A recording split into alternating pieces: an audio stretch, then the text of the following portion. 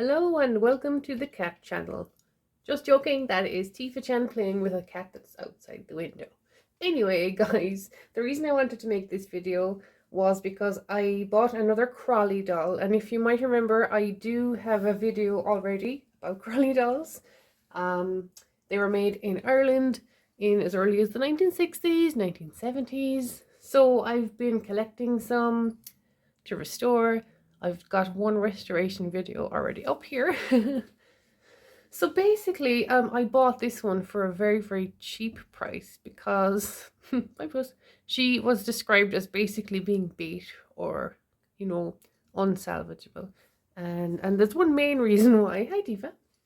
And I'll show that to you now. So, her eyes are completely, they don't do anything. That's kind of crazy looking, honestly. So what seems to be the matter here is that her eye mechanisms over time have broken.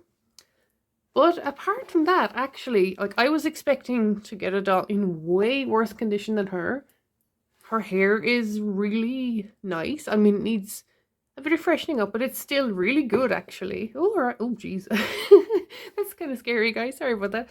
Like, she's got a full body. Her joints are really loose, but I guess they're not too bad. She even has like a pendulum on, sort of a, I don't know what you'd call that, a lace pendulum. So she's not in the most terrible condition that I was expecting her to be, and I originally bought her with the intention of basically taking her completely apart, keeping her limbs and things like that for spare parts for other dolls that are more salvageable. But, like, I feel like if I could fix the eyes and maybe restring her and all that good stuff, she's actually a perfectly salvageable doll with work. So, that leads us to this video right here. Because I was thinking and mulling over what to do with her, because Crolly dolls are quite rare. Like, a lot of people haven't heard of them. And I did buy her with the intention of taking her apart, and I kind of figure, like, she doesn't even have any face paint left anymore. She kind of has eyebrows, but there's nothing there that's going to get, destroyed. There's no blushing, there's no lip paint anymore. So I think I'm actually, because I paid such a low price for her, and honestly, like, you can't really get worse than this anyway, I'm going to take her apart as originally intended. Okay? So I've never done this before. I've never taken apart such a large doll before, or to be quite honest, any doll to this extent. So bear with me, guys. This is a journey of exploration, because I have no idea what mechanisms the Crolly doll doth hold. Now, she's missing her voice box, of course. I knew that. So there's definitely no salvaging something that's missing. But in fairness, I really, really thought she was going to be in a lot, worse of a condition. Scary eyes. So I guess that's the introduction. And from there, I guess we just sort of dive in head first.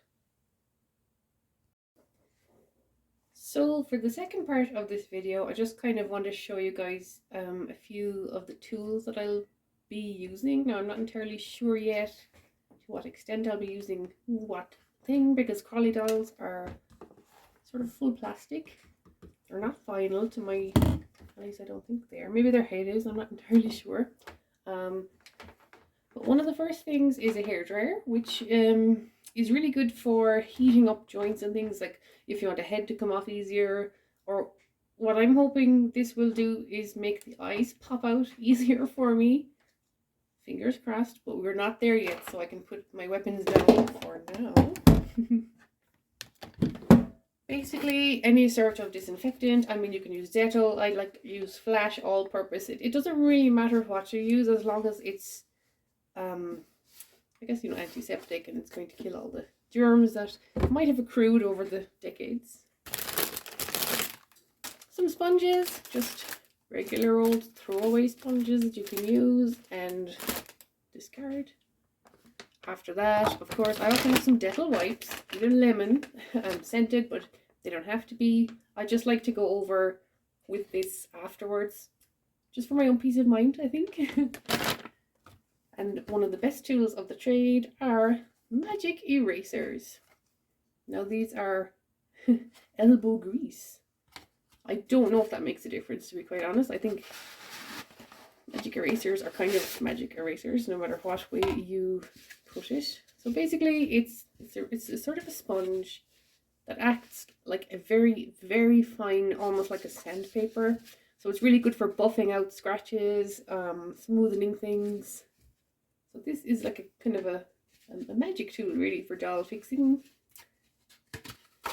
So those are my current tools. And of course, you want to be next to a sink with, nice warm soapy water on hand.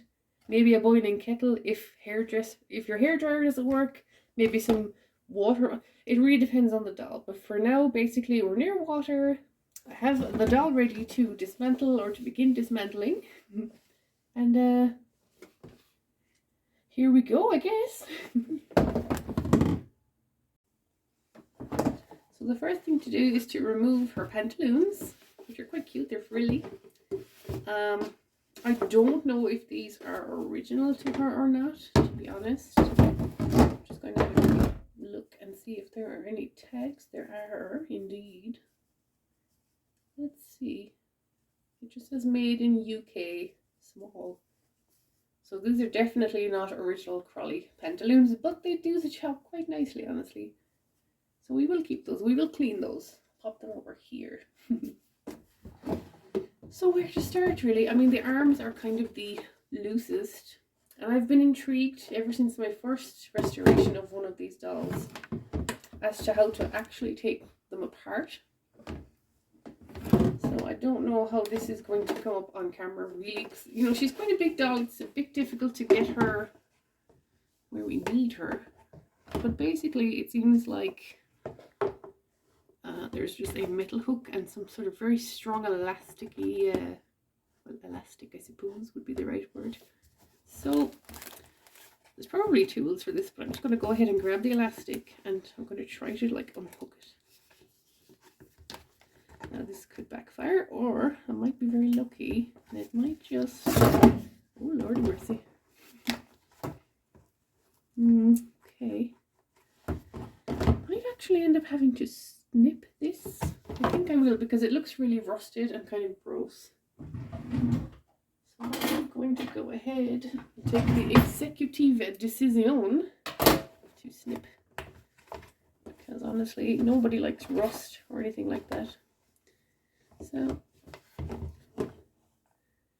yeah, without cut, it looks kind of like a hair tie actually. I wonder. Oh, here we go. Come on now, cut through please. Okay, so there's one tiny piece still. So that's both arms free.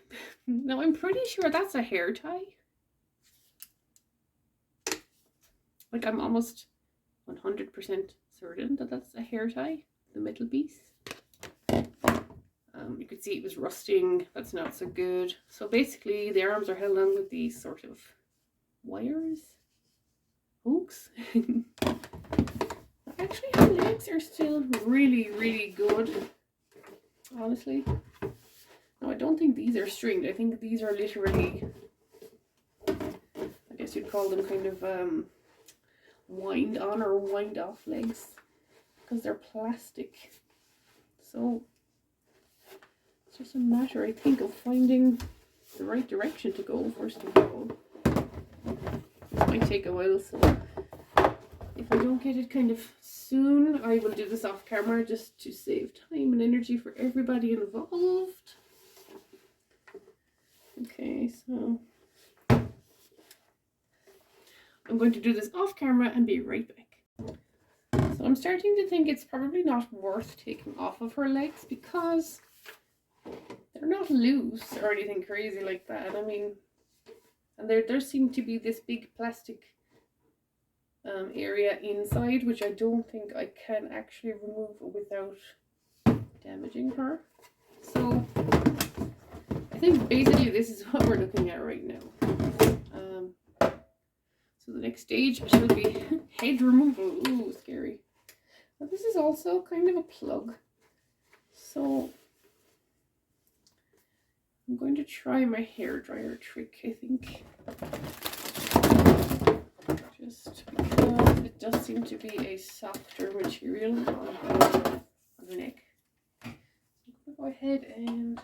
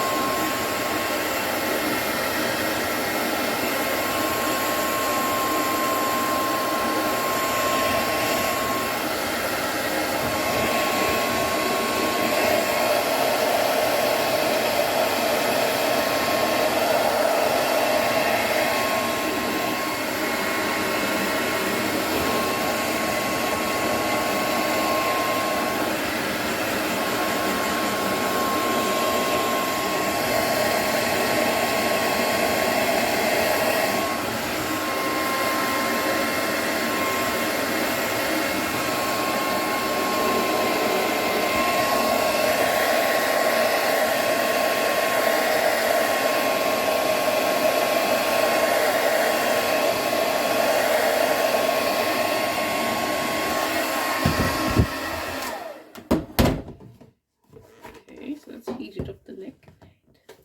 Okay, yeah. Oh wow. Okay, guys, this is awesome. Oh, there is her head. Oh my goodness, that really worked. So I had it on like the medium setting, not super hot. Oh my god, you guys! That came off so much easier than I thought it would, honestly. I'm just like super stoked. So I'm going to put her body into the sink because I will be washing this next. Or say next. My next duty, because I have the heater here, is I'm going to attempt to take out her eyes. Whoa! So this is the point in the video where I really wish that I was coming to say, woohoo, we fixed her eyes, they're awesome. But you might be able to tell just by looking at her that her eyes are still as bad as ever. There's just this huge metal mechanism inside of the sockets of her eyes. I spent quite a while heating her face, trying to pop her eyes out, basically. And short of actually having to break her, which I really don't want to do. I mean, there's absolutely no access in there at all. You can see everything, there's plastic in behind it. And I was kind of thinking, you know, I don't really want to destroy her face. So I'm going to go ahead and wash her head with the rest of her. And have a think about life, basically. And for now, yeah, I'll just wash her as is and we'll see what happens next.